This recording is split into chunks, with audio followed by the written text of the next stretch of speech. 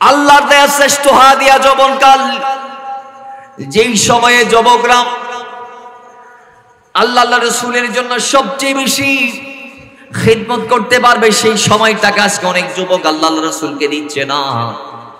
এমন অবস্থা সমাজের মধ্যে দেখা যায়, যুবকরা ইসলামের প্রতি তাদের মনোভাব নাই। বৈরী মনোভাবের কারণে তারা দিন ইসলাম থেকে অনেক দূরে। দিন কোথায়, মাযহাব কোথায়, মিল্লাত কোথায়, তাদের কোনো খবর নাই। সারা রাত সিনেমা দেখে দেখে কাটিয়ে দেয় মোবাইল ফোনে। প্রেমিকার সাথে চ্যাটিং করতে করতে রাতগুলা কুরবান দিয়ে দেয়। বন্ধুদের সাথে আড্ডা দিতে দিতে তাদের রাতগুলা চলে যায়। রাস্তার মোড়ে দাঁড়িয়ে দাঁড়িয়ে ইফতিজিং করতে করতে আমার যুবকরা তাদের জীবনটাকে, মূল্যবান হায়াতটাকে কোরবান করে দিচ্ছে, নষ্ট করে দিচ্ছে। মুসলমান আজকের সমাজে দেখা যায় ম্যাক্সিমাম যুবকের গালে দাড়ি নাই। নামাজের মধ্যে যুবক পাবন্দি না। মা বাবার প্রতি আহসান তারা করতে পারে না। বড় ভাই যদি একটা উপদেশ দেয়, সে আবার ইহানত করে, গালমন্দ করে, দোষারোপ করে। আর মা বাবা যদি যুবকদেরকে ডাক দেয়, মা বাবার কথার বাইরে যায়। অনেক সময় যুবকরা মা বাবার সাথে বেয়াদবি করে, মুরব্বি দেখলে সম্মান করে না, সালাম দেয় না। অথচ এমন একটা সময় এই জমিনের মধ্যে ছিল, যে সময়ে যুবকরা রাস্তার মধ্যে দাঁড়িয়ে থাকলেও আল্লাহ রাসূল তো যুবক সাহাবীদের কি, বৃদ্ধ সাহাবীদেরকে কোথায় সবাইকে রাস্তার উপর দাঁড়ানো নিষেধ করেছিলেন সাহাবায়ে কেরাম। এরপর যখন ওয়াপস স্পর্শ করলেন, ইয়া রাসূলুল্লাহ, রাস্তার উপর দাঁড়ানো ছাড়া আমাদের আর তো কোনো স্থান নাই, যেখানে দাঁড়িয়ে বা বসে আমরা আমাদের কাজগুলা সমাধান করতে পারি। আল্লাহ নবী ডাক দিয়ে বলে, সাহাবী তাইলে শোনো, যদি রাস্তার উপর দাঁড়াতে হয় তাইলে রাস্তার হক আদায় করো। ইয়া রাসূলুল্লাহ, রাস্তার হক কি আমরা জানতে চাই। আল্লাহ নবী ডাক দিয়ে বলে, রাস্তার হক হচ্ছে যে তুমি রাস্তা দিয়ে যখন চলবা, হাঁটবা, যখন তুমি রাস্তা দিয়ে যাবা, ওই সময় আগাদুল বসর তুমি তোমার চক্ষুকে নিচে নামাই রাখো। জোরে বলেন সুবহান। চক্ষুকে নিচে নামাই রাখো। আর আমার দেশের যুবক রাস্তা দিয়ে হাঁটে, আর কার ঘরের মেয়ে কি সুন্দর, কি রকম, কোন দিক দিয়ে কে যাচ্ছে না যাচ্ছে, কার মেয়ে কি ড্রেস পরেছে, নাউজুবিল্লাহি মিন যালিক। আমার দেশের যুবক আজকে সেটাই দেখে রাস্তায় রাস্তায় কথা বলেন, ঠিক কি না? অথচ রাসূলুল্লাহ মাওলানা আলীকে হাদিস বর্ণনা করেছেন, বলেছেন এভাবে, আলী, একবার যখন তুমি দৃষ্টি দেবে আল্লাহ সেটা মাফ করবে, দ্বিতীয়বারের দৃষ্টি মাফযোগ্য নয়। রিডাবল তাকানো মাফযোগ্য নয়। রাসূলুল্লাহ বলেছেন নজরের হেফাজতের জন্য সেটা বড় আশ্চর্যের বিষয়। কুরআনুল কারীম আল্লাহ সুবহানাহু ওয়া তাআলা সূরা নূর শরীফের 30 থেকে 31 নং আয়াতে আল্লাহ মানুষদেরকে চোখকে নিচে নামানোর কথা বলেছেন। বড় আশ্চর্যের বিষয় হচ্ছে এই দুই আয়াতের একটাতে আল্লাহ পুরুষদের ব্যাপারে বলেছে, আরেকটাতে নারীদের ব্যাপারে বলেছে, চক্ষু হেফাজতের জন্য এবং লজ্জাস্থানের হেফাজতের জন্য। এই দুই আয়াতের প্রথম আয়াতে আল্লাহ যাদের নাম বলেছে দেখা যাচ্ছে তারা হচ্ছে মুমিন পুরুষ। জোরে বলেন সুবহানাল্লাহ। ওয়াইন্দর হতা আল্লাহ আগে হই দি, মরুতলার হতা আল্লাহ আগে হই। আল্লাহ কি বলছেন? আল্লাহ বলছেন কুল্লিল মুমিনিনা ইয়াগুদ্দু মিন আবসারিহিম ওয়া ইয়াহফাযু ফুরুজাহুম। ইয়া রাসূলুল্লাহ কুল আপ ফরমা দিজিয়ে, নবী আপনি বলুন। ইয়া রাসূলুল্লাহ আপনি বলে দিন, লিল মুমিনিনা, মুমিনদেরকে, মুমিনদের পুরুষ যারা তাদেরকে, ইয়াগুদ্দু মিন আবসারিহিম, তারা যেন তাদের চক্ষুকে নিচে নামায় রাখে। সুবহানাল্লাহ বলেন। তাহলে আমাদের চোখ নিচে নামানোর দরকার আছে না নাই? এখন তো আমরা রাস্তায় বের হয়ে আসমান দেখি, আসমানের সাথে সাথে আসমানের নিচে কি আছে এগুলোও দেখি। ও জীবনে দেখি নাই আমরা। অথচ রাসূলুল্লাহ বলেছেন রাস্তা দিয়ে চলার সময় চোখ নিচে নামায় রাখো। কিন্তু আজকে আমার দেশের যুবক চোখ উপরে ও তুলে ওচা করে চারদিকটা তাকায়। মুসলমান, লজ্জা থাকা দরকার। যে রাস্তা দিয়ে আপনি হাঁটছেন, চোখ উপরে তুলে আরেকজনের মাকে, বোনকে দেখছেন, মাথায় রাখতে হবে আপনার ঘরেও মা আছে, বোন আছে। কথা বলেন ঠিক কিনা? এরপরের আয়াতে আল্লাহ পাক এই আয়াতের পরের অংশ বলছে ওয়াহফাযু ফুরুজাহুম, এবং মুমিনদের পুরুষরা যেন তাদের লজ্জাস্থানকে হেফাজত করে। মুমিনদের পুরুষরা যেন তাদের লজ্জাস্থানকে হেফাজত করে। যালিকা আযকা লাহুম, এতে তাদের জন্য সফলতা রয়েছে, এতে তাদের জন্য সফলতা রয়েছে, নাজাত রয়েছে, মুক্তি রয়েছে, উপদেশ রয়েছে। উত্তম কিছু রয়েছে।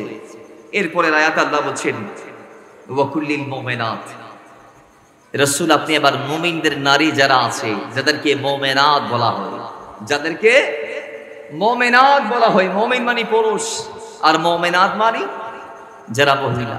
আল্লাহ বলছেন ওয়াকুল্লিল মুমিনাত, রাসূল মুমিনদের নারীদেরকে বলে দিন, অর্থাৎ মুমিনাতদেরকে বলে দিন ইয়াগদুদনা মিন আবসারিহিন্না ওয়া ইয়াহফাযনা ফুরুজাহুন্না, রাসূল মুমিনদের নারীদেরকে বলুন তারা যেন তাদের লজ্জাস্থানের হেফাজত করে, ওই মহিলারাও যেন তাদের চক্ষুকে নিচে নামায় রাখে। একটু জোরে বলেন না সুবহানাল্লাহ। অনেক নারী আজকে এই নির্দেশ মানতে অক্ষম হয়ে গিয়েছে, কথা বলেন ঠিক কি না? ম্যাক্সিমাম নারী এই বিধান পালন করতে পারে না। অথচ হাদিসে পাকের মধ্যে আসে একজন সাহাবী আল্লাহ নবীর কদমে গেলেন, ডাক দিয়ে বলে ইয়া রাসূলুল্লাহ আমি আপনার কদমে জিনার অনুমতি চাই। নাউজুবিল্লাহ, জোরে বলেন। কত বড় স্পর্ধা সাহাবী। বাবারা আমার সাহাবী আল্লাহ নবীর দরবারে গেলেন, ডাক দিয়ে বলে ইয়া রাসূলুল্লাহ নবী আমি জিনার অনুমতি চাই, আমি আপনার কদমে জিনার অনুমতি প্রার্থনা করছি। মুসলমান আল্লাহ নবী ডাক দিয়ে বলার আগে আগে উপস্থিত সাহাবায়ে কেরাম যারা ছিল এরা ওই সাহাবীকে ধমক দিচ্ছে, ওই সাহাবীকে ধমক দিচ্ছে, এই অমুক এটা কি বলছো, কাকে বলছো, তুমি কে, যাকে বলছো তিনি কে, এত বড় স্পর্ধা তোমার, আল্লাহ নবীর সামনে এত বড় কথা বলো, এমন খারাপ জিনিসের অনুমতি চাও। রাসূলুল্লাহ এই কথা জবাব দেওয়ার আগে আগে সাহাবায়ে কেরাম ওই সাহাবীকে ধমকি হামকি দিচ্ছেন। হুমকি দামকি দেওয়ার পরে আল্লাহ নবী বলে খামোশ, এই সাহাবারা তোমরা স্টপ হয়ে যাও, তোমরা চুপ হয়ে যাও, তোমরা চুপ হয়ে যাও, তোরা আমি দিচ্ছি শোনো। সাহাবী তুমি আমার কাছে জিনার অনুমতি চাইছো, আর আমি রাসূল তোমাকে বলি তোমার ঘরের মধ্যে অবশ্যই মা আছে। হ্যাঁ আছে ইয়া রাসূলুল্লাহ, মা আছে। তো যুবক তাইলে তুমি বলো তুমি কি তোমার মায়ের সাথে এটা করতে পারবা যেটার অনুমতি আমি রাসূলের পাকের কদম থেকে তুমি চেয়ে নিলাম, যেটার অনুমতি আমি রাসূল থেকে তুমি চাচ্ছ, ওই জিনা কি তুমি আপন মায়ের সাথে করতে পারবা কিনা? সাহাবী বলে রাসূলুল্লাহ আপনার কদম আমার জান মাল স্বর্গ, ফিদাকা আবি ওয়া উম্মি ওয়া রূহি ইয়া রাসূলুল্লাহ, নবী আমার জান, আমার আব্বার জান, আমার আম্মার জান, আপনি নবীর কদম স্বর্গ করলাম। রাসূল আমি কোনদিন পারবো না, আমার জীবন যদিও চলে যায় মায়ের সাথে জানা করার প্রশ্ন তার বড় আসে না। আল্লাহ নবী সঙ্গে সঙ্গে তাকে ওয়াপে সাবার উত্তর দিলেন, সাহাবী এই জিনিসটা যেমনি ভাবে তুমি তোমার মায়ের সাথে করাটাকে অপছন্দ করো, আরেকজন সন্তান তার মায়ের সাথে এটা করাকে অপছন্দ করে, জোরে বলেন নাউজুবিল্লাহ। তুমি যেমন জেনা তোমার মায়ের সাথে করাটাকে অপছন্দ করো, আরেকজন সন্তানও তার মায়ের সাথে অন্য কেউ জেনা করো এটাকে অপছন্দ করে। রাসূল বললেন তোমার কি বোন আছে? জি ইয়া রাসূলুল্লাহ আছে। তুমি কি তোমার বোনের সাথে এই জিনিসটা করতে পছন্দ করো? রাসূল আপনার কদমে আমার জান, আমার মায়ের জান, বাবার জান কুরবান হোক। নবী না, আমার সম্ভব না, এই জিনিসটা আমি পছন্দ করি না বোনের সাথে করা। রাসূলুল্লাহ রিওয়া পৃষ্ঠাকে আবার উত্তর দিলেন, প্রতি উত্তর দিলেন, হ্যাঁ তুমি যেভাবে অপছন্দ করছো বোনের সাথে জেনা করা, আরেকজন ভাইও তার বোনের সাথে জেনা করাটাকে অপছন্দ করে, জোরে বলেন নাউজুবিল্লাহ। পরবর্তীতে নবী কন্যার কথা বললেন, পরবর্তীতে ফুফা ফুফি খালু যারা আছে এদের কথা বললেন, চাচিদের কথা বললেন। তাহলে বোঝা গিয়েছে রাসূলুল্লাহ স্পষ্ট করে আমাদেরকে জানিয়ে দিয়েছে, আল্লাহর কোরআনও স্পষ্ট আমাদেরকে জানিয়ে দিয়েছে। দেখুন আমাদের সমাজ একদল বলল হুজুর আমরা তো জিনায় লিপ্ত না, আমরা তো খালি চোখ দিয়ে দেখছি। বাজান রাসূলুল্লাহর হাদিসে স্পষ্ট হয়ে গিয়েছে, আজ থেকে 1450 বছর পূর্বে নবীজি বলেছেন যৌনাঙ্গ দিয়ে জেনা করা, যৌনাঙ্গের জেনা, চোখ দিয়ে জেনা করা, চোখ দিয়ে দেখা এটা চোখের জেনা, মুখ দিয়ে অশ্লীল কথাবার্তা বলা এটা মুখের জেনা, আর হাত দিয়ে অশ্লীল অঙ্গভঙ্গি প্রদর্শন করা এটা হাতের জেনা। কথা বলেন ঠিক না? আর পা দিয়ে ওই খারাপ পথে দিকে পা বাড়ানো এগিয়ে যাওয়া এটা পায়ের জেনা। আসুন আমরা চাইলে এই সমাজটাকে সুন্দর করতে পারি কি পারি? জোরে বলেন। এই সমাজটাকে সুন্দর করার জন্য আগে আমাদের সুন্দর হতে হবে।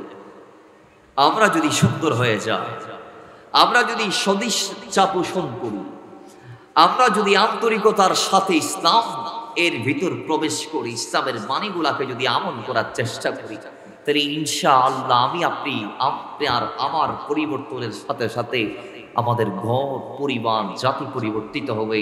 আর জাতি ঘর পরিবার পরিজনের পরিবর্তনের সাথে সাথে দেশ রাষ্ট্র পরিবর্তন হবে। কথা বলেন ঠিক কি না? আমরা চাইলে পারি কি পারি না? আমরা পারি কিন্তু করি না, কারণ শয়তান আমাদের পিছন ছাড়ে না। শয়তান আমাদের পিছন ছাড়ে না। আজকের সমাজে দেখা যায়, পুরুষদের কথা কি বলবো, যে নারীগুলো আছে পর্দা যাদের ভূষণ, সেই নারীদেরকে আল্লাহর কোরআনে এলান দিয়েছে 22 পারা 1 নং পৃষ্ঠা সূরা আহজাবের 33 নং আয়াত, ওয়াকারনা ফি বুয়ুতিকুন্না ওয়ালা তাবাররাজনা তাবাররুজাল জাহিলিয়াতিল উলা, যে হে নারীরা, তোমরা নিজদের ঘরে অবস্থান করো, ঘরের বাইরে যদিও যাইতে হয় যাও, তবে ওই আইয়ামে জাহিলিয়ার জামানায়, আইয়ামে জাহিলিয়ে যেইভাবে নারীরা অর্ধনগ্ন অর্ধলঙ্গ হয়ে চলাফেরা করতো, বাড়ির বাইরে যাইতো, তোমরা সেরকম বাড়ির বাইরে যাইও না। জোরে বলেন না সুবহানাল্লাহ। কিন্তু আজকের দিনে দেখা যাচ্ছে না, আমাদের নারীরা ওই ওয়েস্টার্ন কালচারকে রিসিভ করে নিয়েছে। তাদের শরীরের মধ্যে যে পোশাকগুলা তারা পরছে, হাদিসে পাকে এসেছে, উম্মত কিয়ামত ততক্ষণ হবে না যতক্ষণ নারীরা পোশাক পরার পরে উলঙ্গ থাকবে না। তার মানে কি? একটাই, যে কিয়ামতের আগে নারীরা পোশাক পরার পরে উলঙ্গ থাকবে। তার মানে কি? নারীরা পোশাক পরবে, গা দেখা যাবে। নারীরা এমন পোশাক বর্তমানে পরছে, বর্তমান বিশ্বে ফ্যাশন শোর নামে যে সংস্কৃতি চলছে, আমরা দেখছি নারীরা পোশাক পরছে বটে, কিন্তু তাদের প্রত্যেকটা অঙ্গ দেখে যাচ্ছে স্পষ্ট। আমাদের দেশে এমন অবস্থা বর্তমানে, আমরা মুসলমানদের ঘরে আমাদের মেয়েদেরকে যে পোশাকগুলা দিচ্ছি ঈদের সময়, কোরবানের সময়, অথবা বিভিন্ন আমাদের সামাজিক প্রোগ্রামকে কেন্দ্র করে যে ড্রেস আপগুলো আমরা আমাদের মেয়েদেরকে নিয়ে দিচ্ছি, সেই ড্রেস আপগুলার maximum dress up on Islamic, যেগুলো ইসলাম সমর্থন করে না, সমর্থন করবে থেকে। আমরা যে 3 পিস 4 পিস এগুলা বলছি, আল্লাহর কসম ইসলামে 3 পিসের কোনো কথাই কোরআন হাদিসের কোথাও নাই। মা ফাতেমা কোনোদিন 3 পিস পরে না। আমরা আমাদের মেয়েদেরকে বিয়ে দেই, মুসলমানদের মেয়ে বিয়ের সময় 4-5টা 3 পিস দেই, 4-5টা শাড়ি দেই। শাড়ির কথাও ইসলামে নাই, 3 পিসের কথাও ইসলামে নাই। শাড়ি ইন্ডিয়ার থেকে এসেছে এই দেশে। ইন্ডিয়ার হিন্দুদের মেয়েরা বিয়ের সময় শাড়ি পরে মাথায় সিঁদুর দেই, শাড়ি পরে নাউজুবিল্লাহ ব্লাউজ পরার পর মাদের গলা দেখা যায়, যায় কি যায় না? একজন মেয়ে কি তার গলা দেখাইতে পারবে? বলেন না। এদিকে ব্লাউজের নিচে, আল্লাহ মাফ করুন, পেটের নিচের অংশ দেখা যায়। আমাদের মারা শাড়ি নিয়ে এদিকে তুলে দেয়, এদিকে নিচে খালি দেখা যায়। আপনি গুনাহগার হচ্ছেন। আপনাকে দেখে আপনার পরিবারের সদস্যদের ভিতর যারা মুহররম না, যারা গায়রে মুহররম, এরাও গুনাহগার হচ্ছে। কথা বলেন ঠিক কি না? একটা সামাজিক অনুষ্ঠানে সবাই মুহররম আগমন করে না, গায়রে মাহরামদেরও আগমন হয়। যাদের সাথে বিয়ে জায়েজ, যাদের সাথে বিয়ের পিড়িতে বসা জায়েজ, 14 প্রকার ছাড়া এর বাইরে আরো অসংখ্য প্রকারের মানুষদের সমাগম হবে। আপনাকে সেও দেখছে। নাউজুবিল্লাহি মিন যালিক।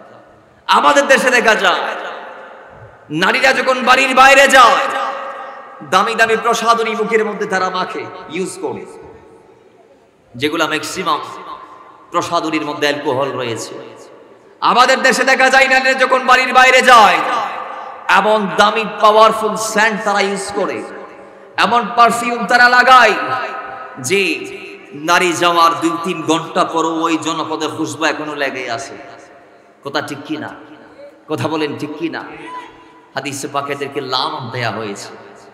রাসূলুল্লাহ বলেছেন, কোন নারী যদি তার স্বামীর সামনে ছাড়া প্রসাধনী ইউজ করে সুগন্ধি লাগিয়ে বাইরে যায়, তাহলে সে ওই সুগন্ধি লাগিয়ে বাইরে গিয়ে যতক্ষণ ভিতরে আসবে না, ততক্ষণ আল্লাহর ফেরেশতা তথা মালায়েকা কুল এবং সৃষ্টি জগতে যা আছে সমস্ত সৃষ্টি ওই নারীকে অভিশাপ দিতে থাকে, লানত দিতে থাকে। কথা বলেন ঠিক কি না? আজকে দেখা যায় এর ভিন্নতা, আজকে দেখা যায় এর ভিন্নতা। কোরআন বলেছে একদিকে চলতে, আজকের মুসলমানদের নারী সমাজগুলো আরেক দিকে চলছে। কোরআন বলছে একদিকে চলতে, আজকের পুরুষরা আরেক দিকে চলে গিয়েছে। মুসলমান আজকে মনে হচ্ছে আমরা টুপি দিচ্ছি ঠিক আছে, পাঞ্জাবি পড়ছি ঠিক আছে, কোরআন বাড়িতে রেখেছি ঠিক আছে, মাঝে মধ্যে নামাজ পড়ি ঠিক আছে, এরপরও আমাদের মনে হচ্ছে ইসলামকে যেন আমরা পরিপূর্ণরূপে জীবনে বাস্তবায়ন করতে পারছি না, ইসলামকে পরিপূর্ণরূপে আমরা গ্রহণ করতে পারছি না, পরিপূর্ণভাবে ইসলামের ভিতর নিজেকে দাখিল করতে পারছি না। আমরা যেন আজকে অপূর্ণতার মধ্যে ভুগছি। এজন্য আল্লাহর কোরআনও বলছে, আল্লাহর ইলমের মধ্যেও আছে, মুসলমানরা পরিপূর্ণভাবে ইসলামের ভিতর প্রবেশ করবে না। অনেক মুসলমান হালকা মানবে, অনেকগুলা ছেড়ে দিবে, হালকা মানবে, অনেকগুলা ছেড়ে দিবে। এই জন্য আল্লাহ বলছে, ওয়ালা তামুতুন্না ইল্লা ওয়া আনতুম মুসলিমুন, হে মুসলমানরা মুসলমান না হয়ে তোমরা ইন্তেকাল করিও না। আরেক আয়াতের মধ্যে বলছে, উদখুলু ফিস-সিলমি কাফা, পরিপূর্ণভাবে ইসলামের ভিতর প্রবেশ করো, গুডভাবে ইসলামের ভিতর নিজেকে প্রবেশ করিয়ে দাও। হাত দিলাম বাকিটা বাইরে রাখলাম, হবে না। পা দিলাম বাকিটা বাইরে রাখলাম, হবে না। মাথা দিলাম বাকিটা বাইরে রাখলাম, হবে না। আল্লাহ বলছে, একটা মানছো আরেকটা বাদ দিয়েছো, একটা মেনেছো আরেকটাকে তরক করেছো, এটা হতে পারে না। যদি মুসলমান দাবি করতে চাও, পরিপূর্ণরূপে নিজেকে ইসলামের ভিতর প্রবেশ করিয়ে দাও। জোরে বলেন না সুবহানাল্লাহ। পরিপূর্ণভাবে ইসলামের ভিতর প্রবেশ করা মানে ইসলাম ধর্মকে পূর্ণাঙ্গভাবে পালন করা। সুবহানাল্লাহ। নামাজ পড়লাম সুদ খাইলাম, নামাজ পড়লাম যাকাত দিলাম না, নামাজ পড়লাম আবার খেদমত করলাম না, এটা পূর্ণাঙ্গ মুসলমানের আলামত না, অথবা এটা পূর্ণাঙ্গ ধর্মের অনুসরণ না। তো পূর্ণাঙ্গ ধর্মের অনুসরণ কোনটা? আল্লাহ বলছে, ইসলামের যত বিধান আছে পুরো জিন্দেগির আলিফ থেকে ইয়া পর্যন্ত, শুরু থেকে শেষ পর্যন্ত প্রত্যেকটা বিধানকে মানার চেষ্টা করো। হ্যাঁ, মানতে গিয়ে ভুল করলে সেটা ভিন্ন কথা, মানতে গিয়ে ভুল করলে সেটা ভিন্ন কথা। আপনি তো চেষ্টা করেছেন, মওলাকে বলার একটা ওয়ে আছে, এখন আপনি ডাইরেক্ট বাদ দিয়েছেন, মুসলমানও দাবি করেছেন, এটা অনেকটা অকৃতজ্ঞতা।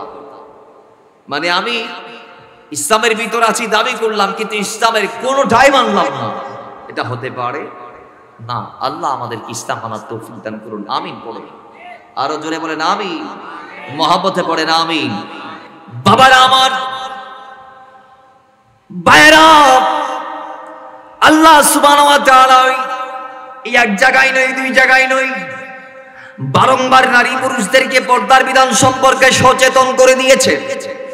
আল্লাহ নবী বারংবার আমাদেরকে এলান দিয়ে পর্দার বিধানটা সম্পর্কে নিশ্চিত করে দিয়েছেন। আজকের সমাজের মধ্যে যদিও বা পর্দার সিস্টেমটা নাই, যদিও বা আজকের এই 91.3 থেকে 4% মুসলমানদের দেশে স্কুল, কলেজ, ইউনিভার্সিটিগুলোর মধ্যে পর্দার বিধান নিশ্চিত করা হয় নাই। যুবক যুবতীদেরকে একসাথে ক্লাসরুমে বসাইয়া পাঠদান দেয়াচ্ছে, আছে না?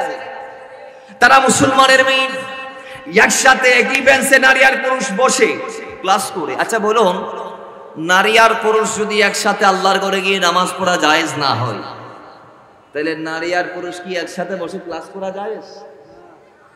মওলা ওমরের চেয়ে কি আমরা বেশি বুঝে গেছি? যেখানে মওলা ওমর বলছে আজ থেকে নারী পুরুষ একসাথে মসজিদে আসতে পারবে না, কারণ কি? কারণ একটাই, তিনি বলছে আমি ফিতনার আশঙ্কা করছি, আমি ফিতনার আশঙ্কা করছি। দেখেন আজকের সমাজে যে স্কুল, কলেজ, ইউনিভার্সিটি গুলো আছে, এগুলোর কথা বাদ দিলাম, মাদ্রাসা যেখানে ধর্মের চর্চা হচ্ছে, সেই মাদ্রাসায়ও দেখা যাচ্ছে, স্কুলে কলেজে যেভাবে, মাদ্রাসাগুলা তো সেইভাবে নারী পুরুষ একসাথে বসে একই ক্লাসে।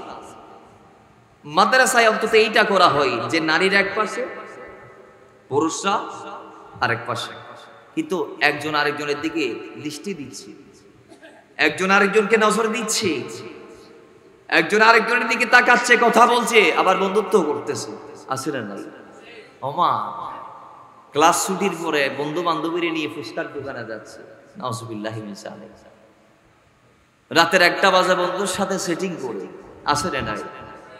আবার দেশের যুবতী মেয়ে একসাথে ক্লাস শেষ করে আবার একই গাড়িতে করে গ্রামের বাড়িতে ফিরছে, এরকমও আসলে নাই।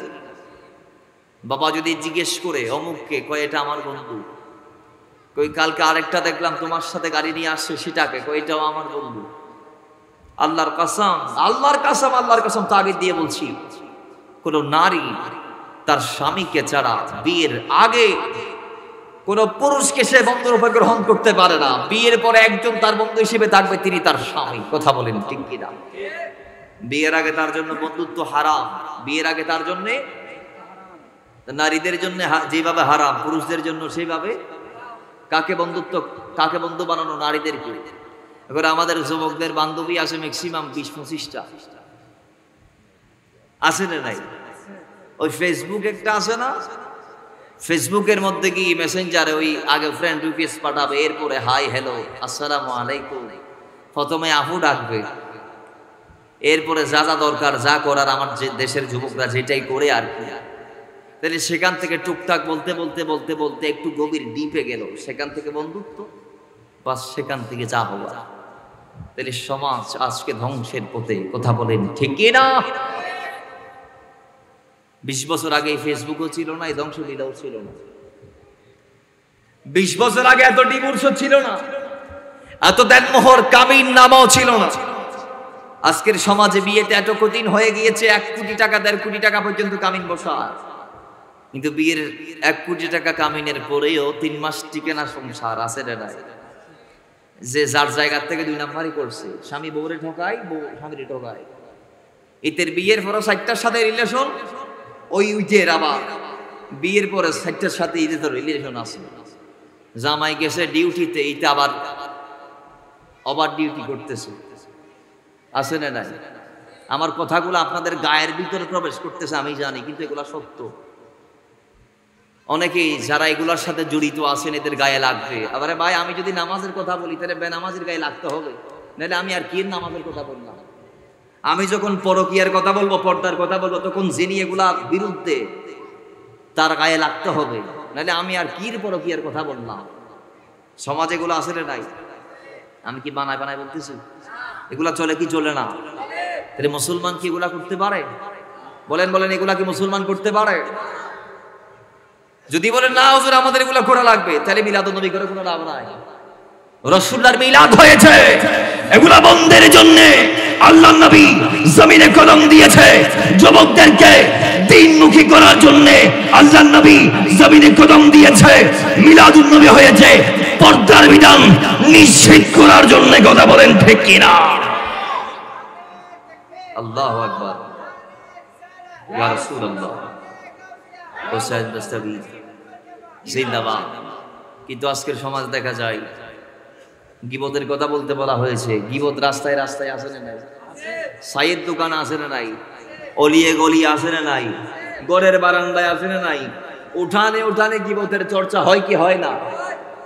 জেনার কথা বললাম একটু আগে, তাকানোটা। রাসূলুল্লাহ বলেছে আল গীবতু আশাদ্দু মিনাজ জিনা, গীবত জিনার চেয়ে মারাত্মক। নাউযুবিল্লাহ 3 বার বলেন। আরো জুড়ে বলেন, আরো জুড়ে বলেন নাউযুবিল্লাহ। রাসূল পাক সাহাবায়ে কেরামদেরকে ফার্স্ট টাইম বললেন তোমরা গীবত থেকে দূরে থাকো, কারণ গীবত এটা জিনার চেয়ে মারাত্মক। বাবারা আমার, সাহাবায়ে কেরাম প্রশ্ন করলেন ইয়া রাসূলুল্লাহ তাদরুনা মাল গীবা।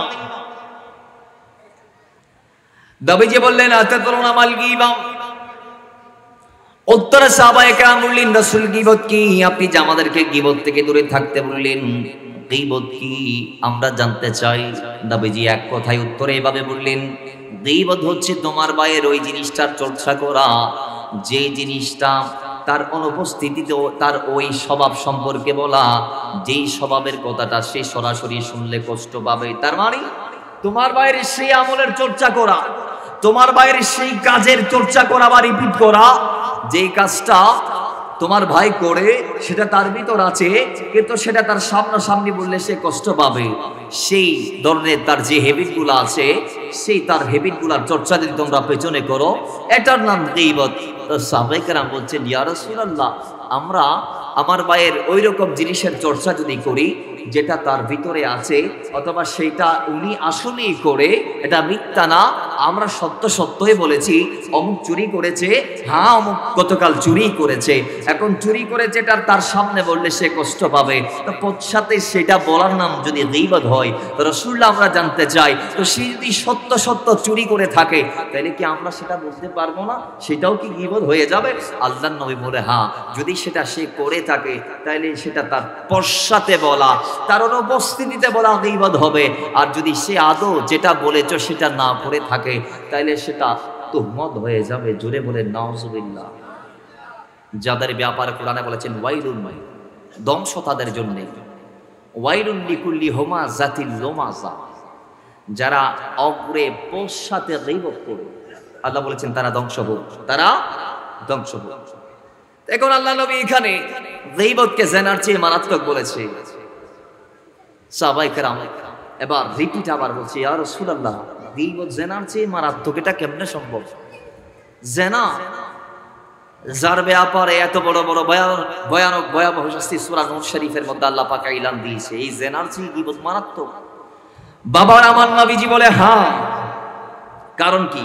কারণ একটা, মানুষ যখন জিনা করে সে যখন তার ভুল বুঝতে পারে, ভুল বুঝে সে যখন আল্লাহর দরবারে ফরিয়াদ করে মাফ চায়, প্রার্থনা করে আল্লাহ মাফ করো, না বুঝে জিনা করেছি মুনিব মাফ করে দাও, তওবার মাধ্যমে তার জিনা মাফ হয়ে যায়।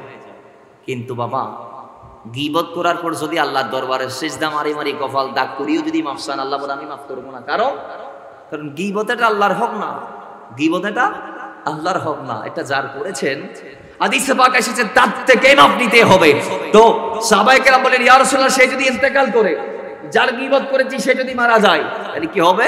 নবীজি বললেন তাহলে তার কবরে গিয়ে তার মাগফিরাত কামনা করতে হবে, আল্লাহ আমার অমুক ভাই তার গীবত আমি করেছি, সে এই কাজটা করেছে, আল্লাহ তুমি তাকে মাফ করো, আর আমি গীবত করেছি আমাকেও মাফ করে দাও। জোরে বলেন না সুবহানাল্লাহ। যেটা মরার বড় মাপ নাই, যার গীবত করছেন উনি যদি মারাও যায়, ওনার কবরে গিয়ে কি করতে হবে? মাফ চেয়ে নিতে হবে, ওনার জন্য মাগফিরাত কামনা করতে হবে, আর আপনার জন্য মাগফিরাত কামনা করতে হবে। তাহলে এই ভয়াবহ শাস্তির বিধান আল্লাহর হাবিব আমাদেরকে জানিয়ে দেওয়ার পরেও দেখা যায় আজকে মসজিদের বারান্দায়ও গীবত হয়, ঠিক কিনা? বারান্দায় বসে বসে খতিবের গীবত চলে কি চলে না? বলে না, বলে না, বলে না, চলে কি চলে না? ওযুখানায় বসে ইমাম সাহেবের গীবত চলে কি চলে না? যে ইমাম সাহেব কেরাত ছোট পড়ে, ইমাম সাহেব কেরাত লম্বা পড়ে, ইমাম সাহেবকে গতকাল আমি বানু মেম্বার টেক দেখেছি, ইমাম সাহেব কালকে অমুকের সাথে শাক আসে, ইমাম সাহেবের এইটা করে, ইমাম সাহেবের ফুল ওইটা করে, বলে আসে না নাই? আজকের সমাজটা এমন হয়ে গিয়েছে, বাবা ছেলের গীবত করছে, ছেলে বাবার গীবত করছে, নাউজুবিল্লাহি মিন যালিক। ভাই ভাইয়ের গীবত করে, বন্ধু বন্ধুর গীবত করছে, সামনে আসলে কত সুন্দর ভালোবাসা। আজকে আমিও জানি, আমি যাওয়ার পরও আমার গীবত এখানে হালকা করে চলবে। একদল বলবে সাকাওয়াত রেজা সময় দেই নাই, আরেক দল বলবে উনি এগুলা কি ওয়াজ করছে আমরা বুঝিও নাই, আরেক দল বলবে আরেক রকম ভিন্ন ভিন্ন কথা। এরকম এগুলা চলে কি চলে না? মাথায় রাখবেন, আমার কবর জিয়ারত ছাড়া এগুলো আল্লাহ আপনাদেরকে মাফ করবে না। আমার সাথে যদি আমি যাওয়ার পর যদি কোনো কথা বলেন, তাহলে আমার কবর, আমি জিন্দা অবস্থায় তো আপনি শর্মে আমার মুখ দেখাইতে পারবেন না, জীবনে জীবিত অবস্থায় আল্লাহর জমিনে এরকম কি কোনো দলিল আছে যে কোন একজন বান্দা গিয়ে বলছে হুজুর অথবা বদ্দা অথবা আব্বাজান আইন বুঝি ওনার গীবত গুছি আর মাফ করে দিও, কেউ কইলে বদ্দা না করে? তো মরার পর আমার কবর খুঁজি মহেশখালী যাই মাপ দিতে হবে। যদিও বা আমার কবর বোয়ালখালীতে হয়, আমার শ্বশুর বাড়ি যেহেতু বোয়ালখালী, আমার নানুর শ্বশুর বাড়ি এখানে বানুমান্ডার টেক, বান্নর টেক, আর শ্বশুর বাড়ি হচ্ছে সারোয়াতুলি। তাহলে আমার যদিও বা মৃত্যু বা ইন্তেকালে এখানে হলে, এখানে যদি আমার দাফন হয়, তাহলে কবর জিয়ারত করে মাপ চাওয়া ছাড়া আর কোনো গতি নাই। আল্লাহ আমাদেরকে রেহাই দান করুন, গীবত থেকে দূর আসার তৌফিক দান করুন। এগুলা করবেন না বাদ দিবেন? বাদ। ইমাম হাসান রাদিয়াল্লাহু তাআলা আনহুর গীবত একজন করেছে, তিনি জানতে পারলেন, তার জন্য হাদিয়া পাঠাইলেন। কেন? কারণ একটাই, হাদিসে পাক আসছে আপনি যার গীবত করবেন তার গুনাহ আপনার ঘাড়ে চলে আসবে, আর আপনার আমলের সওয়াব, আপনি নামাজ পড়লেন, গীবত করলেন, নামাজের সওয়াবটা যার গীবত করছেন তার আমলনামায় চলে যাবে। এটা অটো ট্রান্সফার, এটা অটো ট্রান্সফার। আপনি একজনের গীবত করছেন নামাজের পরে, সাপোজ নামাজ পড়ালে ইমাম সাহেবের পিছনে নামাজ পড়িয়ে গীবত শুরু করলেন, এখন যার গীবত করছে নামাজের সওয়াব তার আমলনামায় চলে যাবে, আর তার গীবতের গুনাহ যেটা সে করেছে সেই গুনাহটা আপনার ঘাড়ে চলে আসবে। তাহলে ভাজি উদাউদি নামাজ পড়ি আর জনের সওয়াব দনের কোনো দরকার আছে না? মাতন না কোনো দরকার আছে না? এই জন্য আজ থেকে সফল যদি হতে চান জিহ্বাকে তালা মারবেন, জিহ্বাকে তালা মারবেন, চুপ হয়ে যান। আল্লাহ আপনাকে কবুল করুন, আমিন পড়েন। আল্লাহ সবাইকে কবুল করুন, আমিন পড়েন। তো মুহাব্বতে দরুদ পড়ি, আল্লাহুম্মা সাল্লি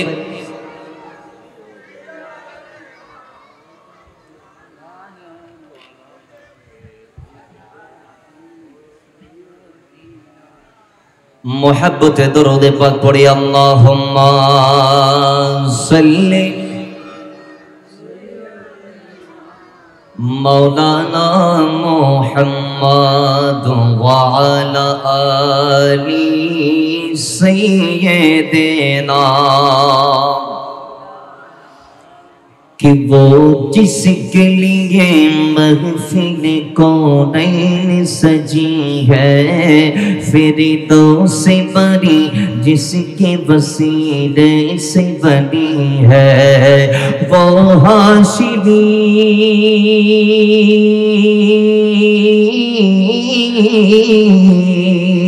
वो हाशिमी माखी मदनी उल अरबी है, वो मेरा नबी मेरा नबी मेरा नबी है, वो मेरा नबी मेरा नबी मेरा नबी है, वो मेरा नबी है, वो मेरा नबी है, वो मेरा नबी है, वो मेरा नबी है।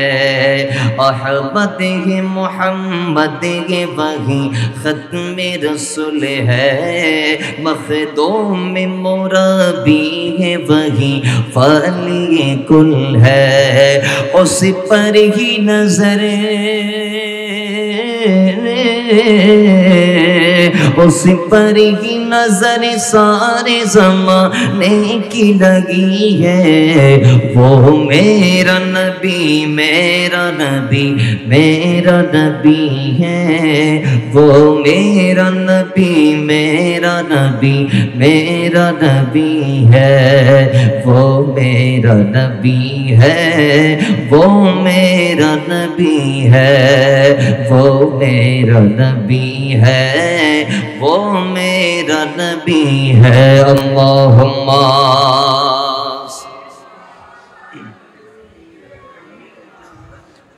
मौलाना मुहम्मद व अला आली सय्यिदिना। বাবার আমার অমুসলমান যুবক যারা আছেন, আপনাদের বাকি জীবনটা এখনো পড়ে আছে। যুবকদেরকেও দেখা যায় ম্যাক্সিমাম যুবক আজকে গীবত নামক মারাত্মক ব্যাধির সাথে নিজেকে জড়িয়ে ফেলেছে। মুসলমান আল্লাহর নবী হাদিসে মুবারাকার মধ্যে বারংবার আপনাদেরকে এলান দিয়েছে, ডিক্লার দিয়েছে, আপনাদেরকে সতর্কবাণী দিয়েছে। এরপরও দেখা যায় অনেক যুবক নিজের শ্রেষ্ঠ সময়টাকে, যৌবন কালটাকে দিন ইসলাম বিদ্বেষী কাজে লিপ্ত বানিয়ে নিজেকে লেলিয়ে দিয়ে নিজের ভবিষ্যৎটাকে ধ্বংসের মুখে ঠেলে দিচ্ছে। অমুসলমান যুবক সাহাবীদের মাধ্যমে আল্লাহর নবীর দিন ইসলাম পূর্ণতা পেয়েছে। প্রত্যেকটা যুদ্ধেই যুবকরা বিজয়ের পতাকা ছিনিয়ে এনেছে। আল্লাহর নবীর গোলামরা যারা যুবক ছিল তারা পাহাড়কে ডাল বানিয়ে, তার বাড়িকে নিজের হাতকে তার বাড়ি বানিয়ে সামনে গিয়ে কাফেরদেরকে পরাভূত করেছে, ময়দান থেকে দূরীভূত করেছে। আল্লাহর নবীর যুবক সাহাবী হযরত আব্দুল্লাহ সুলবেজাদা রাদিয়াল্লাহু তাআলা আপনার আমার মতো যৌবন অবস্থায় আল্লাহর নবীর তিনি ইসলামমুখী হয়ে বয়ে বয়ে তিনি ইসলামের মধ্যে আসার সুযোগটা পায় নাই, কিন্তু অন্তরে আল্লাহ নবীকে ভালোবেসে অন্তরে নবীকে লালন করেছে। সময়ের অপেক্ষায় ছিলেন, সুযোগের অপেক্ষায় ছিলেন। মুখ দিয়ে বলতে পারে নাই, কারণ তার বাবা নাই। চাচা তার দায়িত্ব নিয়েছে, ওই চাচার হেফাজতে তিনি ছিল। চাচার যেগুলা ছিল সেগুলার সবগুলার দেখাশোনা তিনি করত। চাচার উটের পালের তিনি দেখাশোনা করত। ব্যবসা বাণিজ্য থেকে শুরু করে চাচার যাতে সব সামলাইতো যুবক হযরতে আব্দুল্লাহ জুলবিজাদাইন দেখা গিয়েছে রাসূলকে ভালোবাসলে মুখ ফসকে তিনি বলতে পারে নাই, মুখ দিয়ে বলতে পারে নাই ইয়া রাসূলুল্লাহ আমি আপনাকে ভালোবাসি, কিংবা আল্লাহর নবীর কদমে গিয়ে ঈমানের ডিক্লারটা দিতে পারে নাই। ওই যে চাচার দায়িত্বে আছে, চাচার জিম্মায় আছে, চাচার হেফাজতে আছে। কিন্তু একদিন যখন পট পরিবর্তন হয়ে গেল, একদিন যখন মক্কা বিজয় হয়ে গেল, আব্দুল্লাহ জুল বিজাদাইন সেদিন সাহস করে চাচার সামনে গিয়ে তাকে বলে দিলেন, চাচা আমি ঈমান আনতে চাই, আপনি আমাকে বলুন আমি আনবো কি আনবো না, একটু জোরে বলেন না সুবহানাল্লাহ। এখন চাচা হচ্ছে কাফের, চাচা একজন কাফের যিনি মক্কা বিজয়ের পরে ঈমান আনে নাই, সে কি তার ভাতিজাকে ঈমান আনতে বলবে? বলে না, বলে না, সে কি তার ভাতিজাকে ঈমান আনতে বলবে? না। মুসলমান তিনি ডাক দিয়া বলে না, পারা যাবে না, সম্ভব না। ভাতিজা বলে বা চাচা আমার সম্ভব যদি না হয় তাহলে অসম্ভবকে আমি সম্ভব করে দেখাবো। আমি আপনাকে অভিভাবক হিসেবে সম্মান করেছি, আপনার কদমে গিয়েছি, আমি অনুমতি চেয়েছি, আপনি অনুমতি না দিলে আমার কোনো সমস্যা নাই। আমি নবী মুহাম্মদ সাল্লাল্লাহু আলাইহি ওয়াসাল্লামের দরবারে পাকের মধ্যে যাব, গিয়ে আমি আল্লাহর নবীর দামান ধরবো, ইসলাম কবুল করব, ঈমান আনবো। চাচা বলে ঠিক আছে, যাওয়ার আগে আমি তোকে আমার সমস্ত সম্পদ থেকে ত্যায্য করলাম, আর এই মুহূর্তে তোর বর্ণের মধ্যে যে জামা আছে সেই জামাটাও আমার টাকায় দেয়া, আমার টাকায় কেনা, সেই জামাটা আমারে খুলে দে, তারপর তোর যা ইচ্ছা তা কর। ও মুসলমান, ওই সাহাবী সেদিন নিজের পরনের জামাটাও নিজ হাত দিয়ে খুলে চাচার হাতে তুলে দিয়েছে। খালি গায়ে উলঙ্গ অবস্থায় তিনি মায়ের কদমের মধ্যে গেল, মাকে ডাক দিয়ে বলে, আম্মা জান আমি যাচ্ছি নবীর দেশে, আমি যাচ্ছি আল্লাহর নবীর কদমে, আমি যাচ্ছি ইসলাম ধর্ম কবুল করার জন্য। মা মাকে বিদায় দেন। মা ডাক দিয়ে বলে, না তুই যাইতে পারস না। মা আমি যাবই যাব, যাবই যাব, আজকে কোনো বাধা আমাকে রুখতে পারবে না, আজকে কি আমাকে আমার এই যাত্রাকে অব্যাহতি বা প্রতিহত করতে পারবে না। মা আমি যাবই যাব, আমাকে বাধা দিবেন না। মা বলে ঠিক আছে, তুই উলঙ্গ কেমনে যাবি? আমি তোকে একটা চাদর ছিঁড়ে দুই টুকরা করে দিলাম, এগুলা তুই নিজেকে এগুলা দিয়ে আবৃত কর, আর আমার সামনের থেকে চলে যা। মায়ের দাবি নিয়ে কোনোদিন আমি মায়ের সামনে আসার দাঁড়াবি না। জোরে বলেন নাউজুবিল্লাহ। যুবক অবস্থায় নবীর জন্য দেওয়া না। মা বলে ঠিক আছে, একটা চাদর দিচ্ছে, এটা ছিঁড়ে দুই টুকরা কর, নিজেকে আবৃত কর, আর কোনোদিন মায়ের দাবি নিয়ে আমার সামনে দাঁড়াবি না। বাসা আজকে আমি আপনি ইসলামের জন্য কি করতে পেরেছি, কি করতে পেরেছি? ইসলাম ওই সময় জমিনে ছিল যেই সময় আল্লাহর নবী ছাড়া কেউ ছিল না। সেই সময় রাসূলুল্লাহ দামান যারা ধরেছিল ম্যাক্সিমাম ছিল গরীব।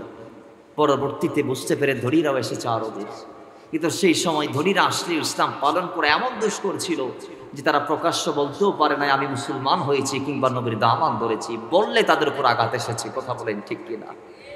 আজকে আমাদেরকে মার দিচ্ছেন, আমরা মুসলমান বলে কেউ মারছে না, আঘাত করছে না। আজকে মসজিদ ওপেন আজান হয়, একদিন আজান বন্ধ ছিল। আজকে মুসলমান ওপেন রোজা রাখে, ইফতারি করে বাজামাত মসজিদে, কেউ বাধা দেয় না। একদিন ওপেন ইফতার মুসলমানরা করতে পারে না, তো সেই সময় মুসলমানরা রোজা রেখেছে। কথা বলেন ঠিক কিনা?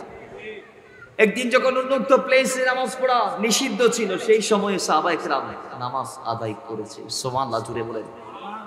আজকে দিন মোকাম্মল হয়েছে, বাধা বিপত্তি উঠে গিয়েছে, আল্লাহ আমাদের জন্য রাস্তাটা ক্লিয়ার করে দিয়েছে সাহাবায়ে কেরামের রক্তের বিনিময়ে। এরপর আমরা দিন ইসলামের ধারেও কাছেও না। সেদিন ইসলাম পড়তে গেলে, ইসলাম পালন করতে গেলে বাধা দিয়েছে, সেদিন সাহাবায়ে কেরামরা পালন করেছে বাধার মুখে দাঁড়িয়ে। আজকে আপনি সুখে সুখে ইসলামকে মানতে পারছেন, এরপরও মানছেন না। আল্লাহ আমাদেরকে সহি সমাজ দান করুন, আমিন পড়ুন। মা বলে দুইটা কাপড় দিয়ে দিলাম, এক টুকরাকে দুই বাস করে, দুই পিস করে, নিজেকে আবৃত কর, নিজেকে আবৃত কর, বাস নিজেকে জোড়াই নিলে।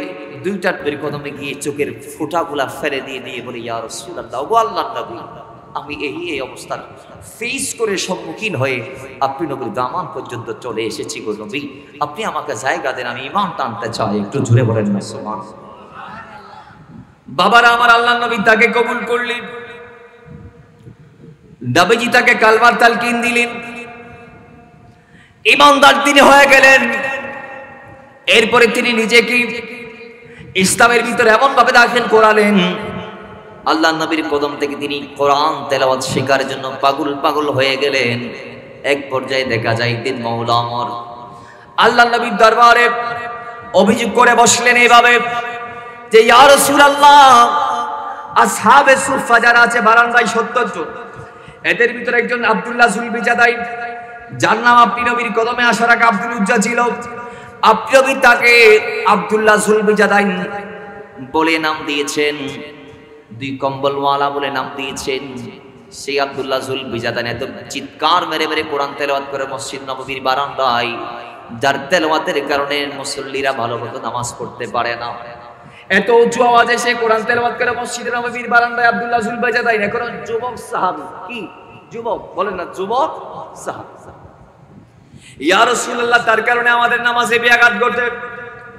ওগো আল্লাহর নবী, তার ব্যাপার আপনি একটা সিদ্ধান্ত দেন। আল্লাহর নবী বলে না না না ওমর অনেক কষ্টের ধর্মশীল পালন করছে, তাকে বাধা দেওয়া যাবে না। ওমর তিনি অনেক কষ্ট করে ইসলামে এসেছে। যখন তিনি ইসলামে আগমন করতেছে, তার গায়ের মধ্যে 2 টুকরা কাপড় ছাড়ার কিছু ছিল না। সমস্ত পৈতৃক জমি জমাকে সে বিসর্জন দিয়ে, মাকে বাবাকে চাচাকে সবাইকে বিসর্জন দিয়ে তিনি আমি নবীর জন্য মক্কা থেকে মদিনায় একা একা হেঁটে হেঁটে চলে এসেছে। আব্দুল্লাহ জুলবিজাদাইনকে বাধা দেওয়া যাবে না, আব্দুল্লাহ জুলবিজাদাইনকে প্রতিহত করা যাবে না।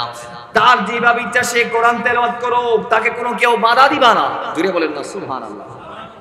এত প্রেমিক সাহাবী, সে কোরআন তেলাওয়াত শিখেছে। এবার রাসূলুল্লাহ তাবুক অভিযানে যাচ্ছে। আব্দুল্লাহ জুলবিজাদাইন নবীর কদমে এসে যুদ্ধের জন্য অনুমতি চাইলেন। যুবক সাহাবী, আল্লাহ নবী বলে আব্দুল্লাহ যাও একটা গাছের ডাল নিয়ে আসো, একটা গাছের ডাল নিয়ে আসো। আব্দুল্লাহ জুলবিজাদাইন একটা গাছের ডাল আনলেন। সেই আরবে কি গাছ ছিল আমরা তো সবাই জানি, খেজুর গাছ ছিল। কি গাছ ছিল? খেজুর গাছ। তিনি একটা গাছের ডাল আনলেন, রাসূল আর কদমে দিলেন। সেই ডাল রাসূল নিলেন, নিয়ে তার হাতের সাথে লাগিয়ে দিলেন। আর আল্লাহর নবী 2 হাত উঠা করে দোয়া করলেন, ইয়া আল্লাহ, আমি এই আব্দুল্লাহর রক্তকে কাফেরদের জন্য হারাম করে দিলাম। জোরে বলেন না সুবহানাল্লাহ। নারায়ে তাকবীর, আল্লাহু আকবার, নারায়ে রিসালাত, ইয়া রাসূলুল্লাহ, নারায়ে গাউসিয়া, গাউসিয়া। রাসূলুল্লাহ বললেন, এই আব্দুল্লাহ রক্ত আমি কাফেরদের জন্য কি করে দিলাম? হারাম করে দিলাম। আল্লাহ তুমি কবুল করো। আল্লাহ তো কবুল করে নিয়েছে। তখন আব্দুল্লাহ জুলবিজাদাইন বলছে, ইয়া রাসূলুল্লাহ, আমি চেয়েছি কি আপনি দোয়া করতেছেন? ইয়া রাসূলুল্লাহ, আমি সন্তুষ্ট হই নাই। ও নবী, আপনি যদি আমার জন্য এই দোয়া করতেন, আল্লাহ এই আব্দুল্লাহকে তুমি শহীদ হিসেবে কবুল করে নাও, এই আব্দুল্লাহকে তাবুক যুদ্ধের মধ্যে তুমি কবুল করে নাও, এই আব্দুল্লাহ জুলবিজাদাইনকে আল্লাহ তুমি ইসলামের জন্য জীবন দেওয়ার তৌফিক দান করো। আল্লাহর হাবিব, আপনি যদি এইভাবে দোয়া করতেন আমি খুশি হতাম। ইয়া রাসূলুল্লাহ, কি এমন দোয়া করলেন যেই দোয়াতে আমি সন্তুষ্ট হতে পারি নাই? তখন আল্লাহর নবী ডাক দিয়ে বলে, আয় আব্দুল্লাহ, শুধু যুদ্ধের ময়দানে গিয়ে কাফেরদের তরবারির সামনাসামনি হয়ে মুখোমুখি হয়ে জীবন কোরবান করাটার নাম শহীদ নয়, বরং তুমি যুদ্ধে যাওয়ার পথেও যদি মারা যাও তুমি শহীদ। বাহন থেকে যদি পড়ে তুমি যদি মারা যাও তাও তুমি শহীদ। তুমি যদি চোট পেয়ে মারা যাও তাও তুমি শহীদ। যাই হোক, এবার আব্দুল্লাহ বুঝে ফেলেছে, কয় আল্লাহর নবীর আইরামের মধ্যে আছে আমার ইন্তেকাল কিভাবে হবে। আর আল্লাহর নবী দোয়া করে দিয়েছে, পাশে কেন ডাউটের কোনো কারণ নাই। নবী যে বলে দিয়েছেন শুধু যুদ্ধের ময়দানে গিয়ে জান কোরবান করার নাম শাহাদাত নয়, বরং যুদ্ধের ময়দানে যাওয়ার পথেও যদি ইন্তেকাল হয়, রোগে সুখে যদি কেউ মারা যায় তাও শহীদ। পীড়া জ্বর ইত্যাদি নিয়ে যদি কেউ মারা যায় সে শহীদ। বাহন থেকে পরে যদি যুদ্ধের ময়দানে কেউ মারা যায় সেও শহীদ। ইত্যাদি ইত্যাদি ভিন্ন ভিন্ন বর্ণনা দেওয়ার পরে তিনি শান্ত হলেন, যাত্রা করলেন আল্লাহর নবীর সঙ্গী হয়ে। যাইতে যাইতে যাইতে যাইতে তাবুক উপত্যকার মধ্যে চলে গেলেন।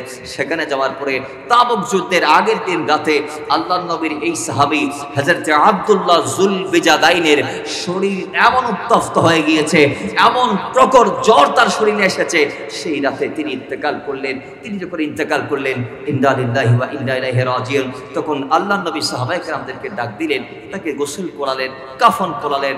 মুয়াজ্জিন রাসূল সাইয়েদনা বেলাল হাফসি রাদিয়াল্লাহু তাআলা ল্যাম্প নিয়ে তার লাশটাকে, তার বড়ি মোবারকটাকে দাফন করানোর জন্য সেখানে নিয়ে গেলেন। রাসূলুল্লাহ মাওলা সিদ্দিক আকবর মাওলা ওমরকে ডাক দিলেন, হে সিদ্দিক, হে ওমর, তোমরা তোমার ভাই, তোমরা তোমাদের ভাই আব্দুল্লাহর লাশটা কাঁধে নাও। নিয়ে তারা লাশটাকে নিচে নামাইলেন। আল্লাহর নবী তার লাশটাকে নিচে নামাইতে বললেন। তারা দুজনে মিলে তার লাশটাকে কবরে রাখলেন। এরপর মাটি চাপা দিলেন। দেওয়ার পর আল্লাহর নবী হাত উঠাই বললেন, ইয়া আল্লাহ, আজকে এতটুক পর্যন্ত এই আব্দুল্লাহর উপর আমি রাসূল সন্তুষ্ট ছিলাম। জোরে বলেন সুবহানাল্লাহ। আল্লাহু আকবার। ইয়া রাসূলুল্লাহ বসে আদম দস্তাবি তাইলে সিদ্দিক আকবর এটার বর্ণনাকারী হাদিসটা। সিদ্দিক আকবর বলছে, আল্লাহর কসম, রাসূলে পাকের জবান দিয়ে কথা শোনার আমার মন আমাকে বলছে, সিদ্দিক, আজকে আব্দুল্লাহর জায়গায় যদি তুমি হতা তাইলে তোমার জীবনটা ধন্য হয়ে যেত। জোরে বলেন না সুবহানাল্লাহ। তার মানে সিদ্দিক আকবর বলছে, আজকে ওনার জায়গায় যদি আমি হতে পারতাম, এটা আমার আক্ষেপ ছিল, আকাঙ্ক্ষা ছিল, এটা আমার আশা ছিল যে আমি যদি আব্দুল্লাহর জায়গায় আমি হতে পারতাম। দেখে যৌবন অবস্থায় রাসূল পাকের জন্য তিনি নিজের জীবনটাকে উৎসর্গ করে দিয়েছেন।